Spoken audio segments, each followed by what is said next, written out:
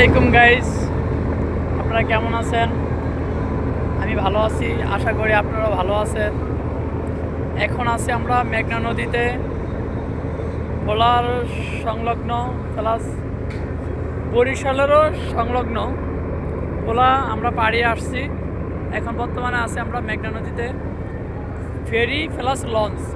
দেখেন কত বড় বড় জাহাজ মেঘনা নদীতে প্লাস ওই যে দূরে দেখতে পাচ্ছেন, এই যে দূরে এগুলো হচ্ছে বালুর জাহাজ, যেগুলো কাটে নদী থেকে, নদী খনন করে বালু কাটে, সে জাহাজগুলো দেখেন কত জাহাজ। এই কারণেই নদী অনেক ভাঙন পড়ে।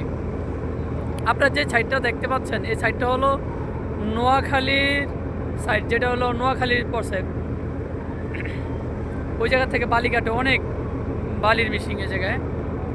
আর এই যে জাহাজগুলো সম্ভবত মনে হচ্ছে ঢাকা যাচ্ছে কোনো কয়লা বা অথবা সিমেন্ট নিয়ে, যে কোনো কিছু নিয়ে যেতেছে ভোলার থেকে। দেখেন এই যে দেখেন বালুঘাটার জাহাজগুলো, অনেক জাহাজ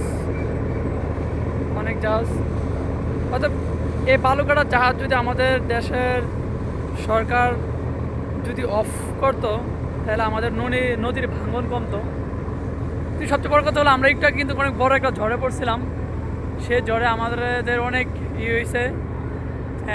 দেখছি এমন একটা ট্রলার ডুবে দুজন লোক নদীর ভিতরে ভাসতেছে। আমি ওইটা লাইভে ছিলাম তখন, ভাগ্য ভালো তো দুটো আমি লাইভে আসছি, দেখাইছি অনেককে। দেখেন কত সুন্দর নদীপথ, কত সুন্দর দেখতে। দেখেন নদীপথ ভ্রমণটাই অন্যরকম। নদীপথে যদি যারা ভ্রমণ করে তারাই বুঝতে পারে যে নদীপথটা কি। অতএব নদীপথে ভ্রমণ করার আলাদা একটা ফিলিংস। দেখেন আল্লাহ পাকের সৌন্দর্য অনুভব করা যায়, যে আল্লাহ পাক কত বড় নেয়ামত আমাদের ভিতরে দিছে তা অনুভব করা। দেখেন সূর্যটা কত সুন্দর স্মুথ, মনে হচ্ছে দেন নদীতে ডুবে যাবে এরকম একটা ভাব, যেরকম কুয়াকাটার মতন। কিন্তু অতএব ওই সাইডটা হচ্ছে আপনার বরিশালের সাইড পড়ছে। দেখেন এই যে ছোট ছোট